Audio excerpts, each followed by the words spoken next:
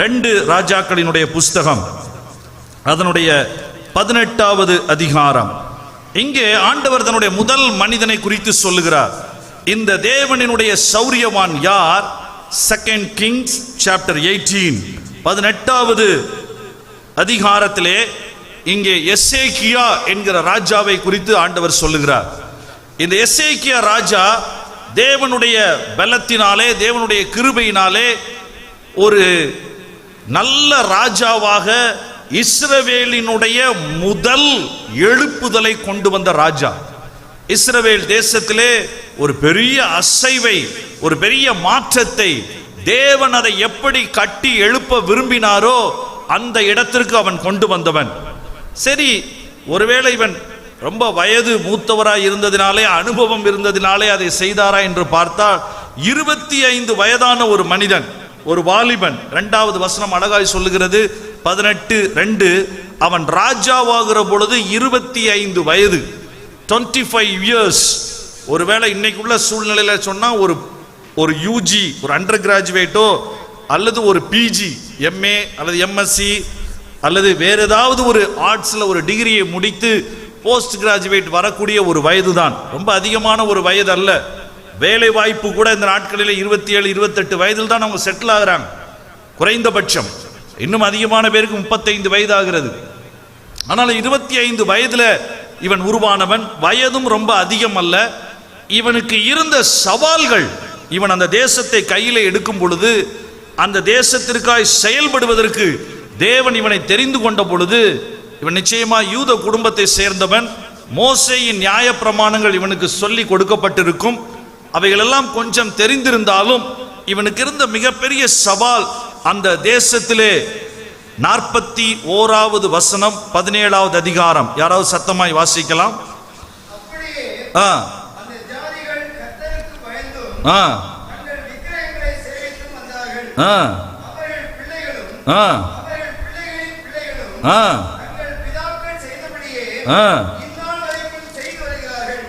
இந்த வசனம் சொல்றத பாத்தீங்களா? ரெண்டுமே சொல்லுது, குளிரும் சொல்லுது, அனலும் சொல்லுது. இவங்க எப்படிப்பட்டவர்களா இருந்தாலும் கர்த்தருக்கு பயப்படுவாங்க, ஆனா விக்கிரகங்களை சேவிப்பாங்க. அப்ப எவ்வளவு பெரிய ஒரு காரியம் பாருங்க. a compromised life, a double life. ஒரு பக்கம் கர்த்தருக்கு பயப்படுகிற குணமும் அவங்ககிட்ட இருந்து வெளிப்பட்டுச்சு, இன்னொரு பக்கம் விக்கிரகங்களை சேவிக்கக்கூடிய ஒரு குணமும் இருந்தது. இந்த டியூயல் ரோல்ல வாழ்ந்து கொண்டிருந்த, கலப்பட வாழ்க்கையில இருந்த, நடிக்கிற வாழ்க்கையில வாழ்ந்து கொண்டிருந்த, தேவனுக்கு ஒரு கால், விக்கிரகத்திற்கு ஒரு கால் என்று சொல்லி, பரமனுக்கு ஒரு இருதயத்தின் ஒரு பகுதி, பாகாலுக்கு இருதயத்தினுடைய இன்னொரு பகுதி என்று வாழ்ந்து கொண்டிருந்த இந்த கூட்டத்தின் நடுவில் தான் இவர் எல்லாரும் பெரிய ஜெபிக்கிறவர்கள் அல்ல, தேவனை நேசிக்கிறவர்கள் அல்ல, ஆனால் நேசிப்பதை போல வாழுகிறவர்கள். ஆனால் இப்படிப்பட்ட கூட்டத்தை இந்த வாலிபனை கொண்டு தேவன் தேசத்தை மாற்றினார். அல்லேலூயா. So it is possible. ஆண்டவர் சௌரியவானாய் இவனை. இன்னொரு விஷயம், மிகப்பெரிய சவால் இவனுக்கு என்ன இருந்தது தெரியுமா? வாசிங்க. இவனுடைய தகப்பனார் இவனுடைய வாழ்க்கையிலே, இவனுடைய சூழ்நிலையிலே அவர் எப்படி வாழ்ந்தார், எப்படிப்பட்ட சூழ்நிலையில் அவன் இருந்தான். 18வது அதிகாரத்தினுடைய முதல் வசனத்தை வாசியுங்கள். இவனுடைய தகப்பனார் யார் என்று தெரியும்.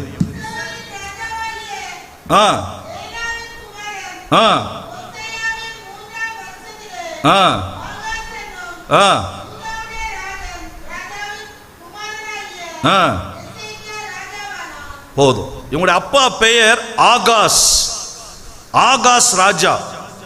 இந்த ஆகாஸ் ராஜாவை குறித்து நிறைய சொல்லலாம். ஒரே ஒரு வசனம், அந்த வசனத்தை வாசித்தாலே நமக்கு நடுக்கம் வரும். இப்படியும் ஒரு ராஜா இருந்தானா என்று சொல்லி வாசிக்கலாம். 16வது அதிகாரம். இந்த ஆகாஸ் செய்த ஒரு காரியத்தை மட்டும் நான் உங்களுக்கு காண்பிக்கிறேன். 3வது வசனத்தை பாருங்க. 2 ராஜாக்கள் 16:3. ஆகாசை குறித்து சொல்லப்படுகிறது. அவன் இஸ்ரவேலின் ராஜாக்களின் வழியிலே நடந்து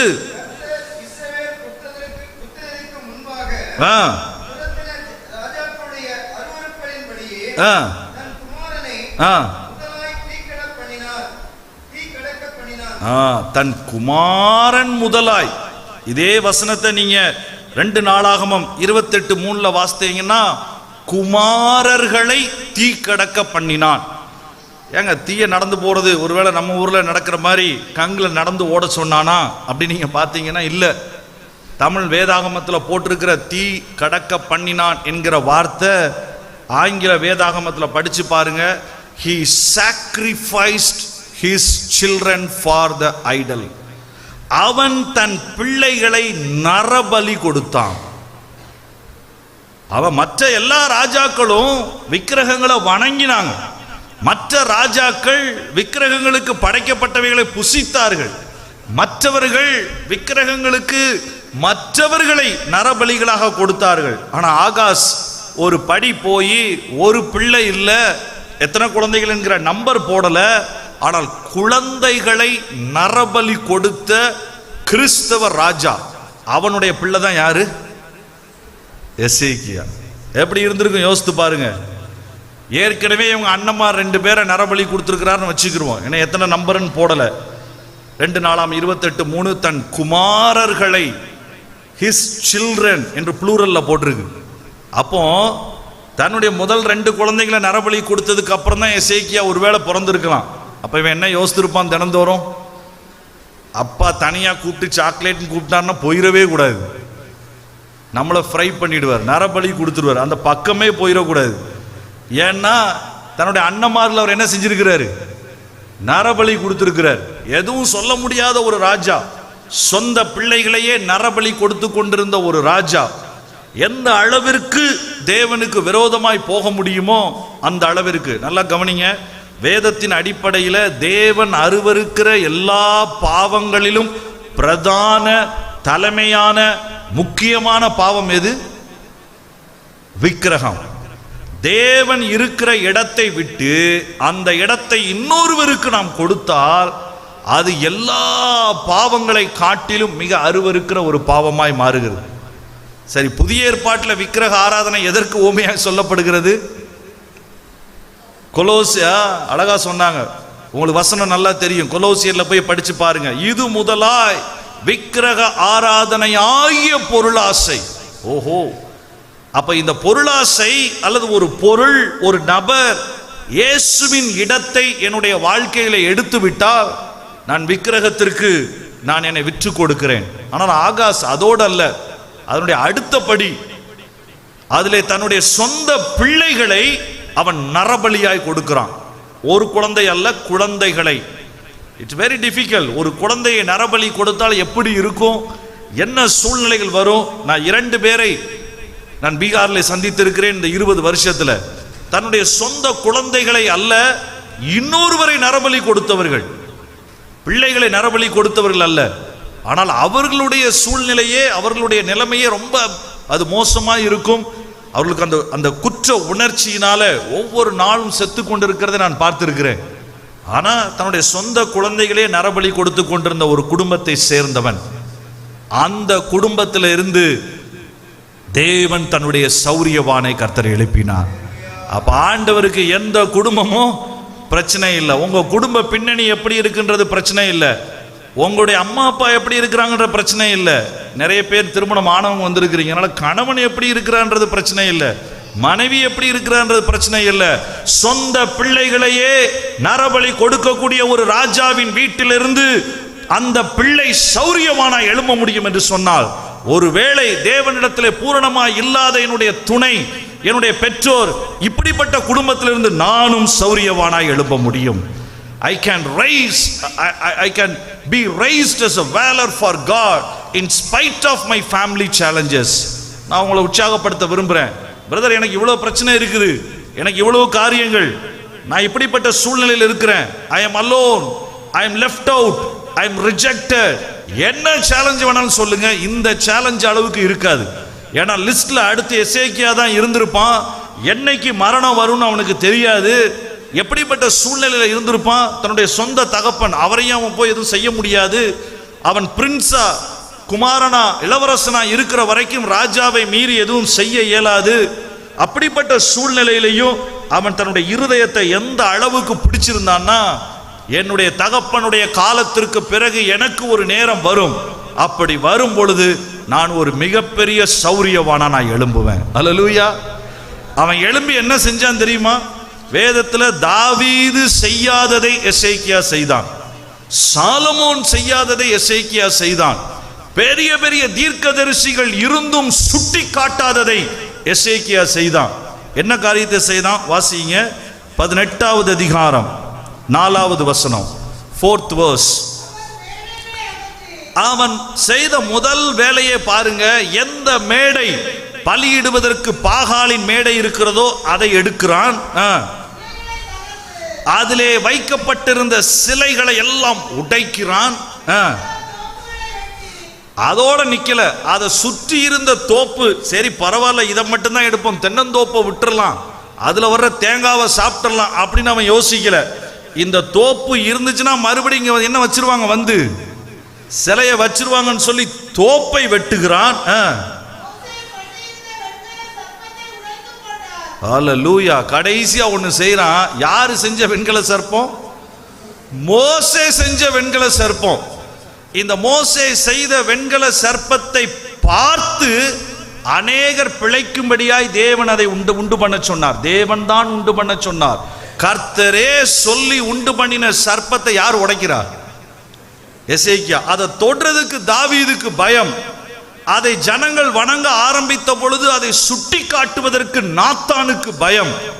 ஆனால் எசேக்கியா எந்த தீர்க்கதரிசி வந்து சொல்ல வேண்டும் என்று எதிர்பார்க்கவில்லை, எந்த ஆசாரியனும் எனக்கு கற்றுக் கொடுக்க வேண்டும் என்று சொல்லவில்லை. அவனுக்குள் இருந்த வைராக்கியம், the passion for his God, அவனுக்குள் பொங்கி எழுந்த என் தேவன் இருக்கிற இடத்திலே அது மோசேயே உண்டு பண்ணி வைத்திருந்தாலும் சரி, அதை வணங்குவதற்கு நான் இடம் கொடுக்க மாட்டேன் என்று சொல்லி அந்த நெகுஸ்தான் அவன் என்ன செய்கிறான்? அதை உடைத்து கீழே வாசி. அந்நாள் மட்டும் என்ன செஞ்சிட்டு இருந்தாங்க? நிறைய நேரம் இதான் நடக்குது. ஆண்டவர் அந்த வெண்கல சர்ப்பத்தை பார்த்து பிழைக்கும்படியாய் அதை உண்டாக்கினார். ஆனால் அந்த வெண்கல சர்ப்பத்துக்கே என்ன செஞ்சிட்டாங்க? தூபம் போட்டு அதை ரெடி பண்ணி ஆண்டவர் எதை ஆசீர்வாதமாய் தந்தாரோ அந்த ஆசீர்வாதத்தையே எதவா மாத்துனாங்க? விக்கிரகமா மாத்துறாங்க. இன்னைக்கு இருக்கக்கூடிய மிகப்பெரிய சவால், லெட் மீ டெல், இன் தி சர்ச், சபைக்குள்ளே இருக்கக்கூடிய மிகப்பெரிய சவால், கிறிஸ்தவ குடும்பங்களில் இருக்கக்கூடிய மிகப்பெரிய சவால், எந்த ஆசீர்வாதம் உங்களை உயர்த்தும்படியாய், எந்த ஆசீர்வாதம் நீங்கள் பிழைக்கும்படியாய் தேவன் வனாந்தரத்தின் நடுவிலும் கொடுத்தாரோ அதுவே பின்னாளிலே நமக்கு எதாய் மாறி விடுகிறது? அது ஒரு விக்கிரகமாய் மாறி அதற்கு பூஜை போட ஆரம்பிக்கிறார்கள். இதை எந்த தீர்க்கதரிசியும் சொல்லவில்லை மோசேயின் நாட்களில் இருந்து. இதை எந்த ராஜாவும் சரி பண்ணவில்லை. ஒருவேளை சுத்தப்படுத்த வேண்டும் என்று நினைத்தவர்கள் கூட மற்றவைகளை சுத்தப்படுத்தினார்கள், நெகுஸ்தானை தொடவில்லை. இன்றைக்கு ஊழியர்களுக்கே அதுதான் பெரிய ஒரு சவால். எதை தேவன் அவர்கள் கையிலே ஆசீர்வாதமாய் தந்தாரோ, எதை தேவன் அவர்கள் கையிலே தந்து ஜனங்கள் பிழைக்க வேண்டும் என்று கொடுத்தாரோ அதுவே அவர்களுக்கு விக்கிரகமாய் மாறுகிற நாட்கள். It is very possible that இந்த காலை வேளையிலே எசேக்கியாவுக்கு இருந்த ஒரே ஒரு காரியம், அவன் செய்த அற்புதமான காரியம், அவனுடைய இருதயத்தின் ஆழத்தில் இருந்து அவன் ஒரு விஷயத்தை நினைவு கூர்ந்தான். நான் ராஜஸ்தானத்திலே வந்த பிறகு நான் செய்ய போகிற முதல் காரியம், என் ஆண்டவர் இருக்க வேண்டிய இடத்திலே எவைகள் இருக்கிறதோ அவைகள் எல்லாம் எடுக்கப்பட வேண்டும். அல்லேலூயா. இந்த 2025 முடிக்கும் பொழுது தேவன் உங்களுக்கு தந்தவைகளிலே எவைகளாயிலும் நீங்கள் தேவனுக்கே நேரம் செலுத்த முடியாமல் உங்களுக்கு விக்கிரகமாய் இருந்தால், தேவன் உங்களை பிழைப்பூட்டுவதற்காய், உங்களை உயர்த்துவதற்காய் அவர் தந்த ஏதாயிலும் ஒன்று அவருக்கே நீங்கள் சமயங்களை கொடுக்க முடியாதபடி, அவரை சேவிக்க முடியாதபடி தடையா இருந்தால், அந்த நெகுஸ்தானை நீங்கள் உடைத்தால் உங்களுடைய வாழ்க்கையிலிருந்து பராக்கிரமசாலி வெளிப்படுவான். அல்லேலூயா. குடும்பத்தினுடைய சூழ்நிலை அவன் யோசிக்கவில்லை. அவனுடைய தாயார் அதை குறித்து அவள் ஒன்றும் சொல்லவில்லை. ஏனென்றால் தாயாரை குறித்து அழகாய் சொல்லப்பட்டிருக்கிறது. சகரியாவின் குமாரத்தி ஆகிய அவன் தாய் ஆபி. இந்த அபி என்கிறவள் ஆசாரிய குடும்பத்திலே பிறந்தவள். ஒருவேளை அவள் தான் இவனுக்கு சொல்லி கொடுத்திருக்க வேண்டும், உடைய தகப்பன் செய்வதெல்லாம் தவறு என்று சொல்லி. ஆனால் நெகுஸ்தானை உடைக்கிற அளவிற்கு, சொல்லுகிற அளவுக்கு அவளுக்கும் பலன் இருந்ததா என்று தெரியவில்லை. ஆச்சரியமாய் இஸ்ரவேல் ஜனங்களுக்குள்ளே அது வரைக்கும் இருந்த தேவன் இறங்கி செயல்படுவதற்கு தடையாய் இருந்த தாவீதின் நாட்களிலும் கூட அது அகற்றப்படாமல் இருந்த அந்த நெகுஸ்தானை உடைத்த பொழுது தேசத்திலே ஒரு பெரிய அசைவை கர்த்தர் கட்டளையிட்டார். இந்த எசேக்கியாவை கர்த்தர் ஒரு சௌரியவானாய் ஆண்டவர் எழுப்பினார். அல்லேலூயா. பக்கத்தில் இருக்கிற கையை பிடிச்சு சொல்லுங்க, முதல் வேலையை உடைக்கிறதா. எதை நம்ம உடைக்கணுமோ அதை நம்ம கரெக்டாக உடைச்சோம்னா, அதனாலதான் அதை சரியா நம்ம if we break then God will build. நீங்க உடைச்சிங்கன்னா, உடைக்க வேண்டியவைகளை நம்ம சரியா உடைச்சோம்னா கட்ட வேண்டியவைகளை தேவன் சரியாய் கட்ட உதவி செய்வார். நாம இதையும் வச்சுக்கிட்டு ஆண்டவரே கட்டும் ஆண்டவரே கட்டும் சொல்றதுனால ஆண்டவர் சொன்னார், இதை உடைச்சாதான் அதில் கட்ட முடியும். If you break I will build. எந்த விக்கிரகம் எந்த காரியம் உங்களுக்கும் ஆண்டவருக்கும் இடையில இதை செய்வதற்கு அவனுக்கு உதவியாயிருந்த ஒரு காரியத்தை தான் வேதம் சொல்லுகிறது. அதை பார்த்து நம்ம அடுத்த மனிதனை நாம் பார்க்க போகிறோம். அவனுக்குள் செயல்பட்ட அந்த காரியம் என்ன? 7வது வசனம். That was a beautiful verse. 5வது வசனம்.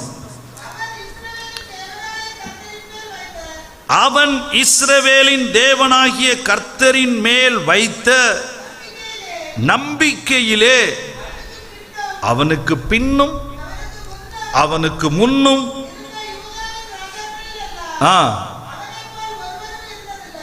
நான் சொல்ல போற இந்த 3 பேருக்கும் இதே வார்த்தையை நீங்க பார்க்க முடியும். அவனுக்கு பின்னும் அவனுக்கு முன்னும் ஒருவனும் இருந்ததில்லை. He grew, he raised himself as a mighty valor who is incomparable. ஒப்பிட்டு பார்க்க முடியாத அளவிற்கு ஒரு பராக்கிரமசாலியா எழும்புறதுக்கு அவனுக்கு உதவி செஞ்ச ஒரே விஷயம், நாம் அடிக்கடி சொல்லி பேசுகிற அதே விஷயம்தான், தளராத விசுவாசம். நான் வெறும் விசுவாசம் என்று நான் சொல்ல விரும்பவில்லை, தளராத விசுவாசம். அவனுடைய தகப்பன் அவனுக்கு விரோதமாக செய்த பொழுது, இவன் இருந்த நாட்களிலே யூதாவினுடைய ராஜாக்களிலே கிட்டத்தட்ட 20 பேர்ல 12 பேருக்கு மேல சரியாய் வாழாதவர்கள். இவனுக்கு முன்மாதிரிகள் தாவீதை தவிர வேறு யாரும் கிடையாது. சரியான முன்மாதிரியாய் தாவீதையும் கூட சில நேரங்களில் அவன் வைக்க முடியவில்லை. அப்படிப்பட்ட சூழ்நிலையில he kept his entire trust. இவங்க அப்பா சரியில்லை, விசுவாசம் தளரல. குடும்பத்தில் 2 அண்ணன்மார்களை நரபலி கொடுக்கறாங்க, விசுவாசத்தை விடல. 25 வயசுல முதல்ல வர்றான். எத்தனை பேர் நிகுஸ்தானை உடைக்கிறதுக்கு விரோதம் செஞ்சிருப்பாங்க, தளரல.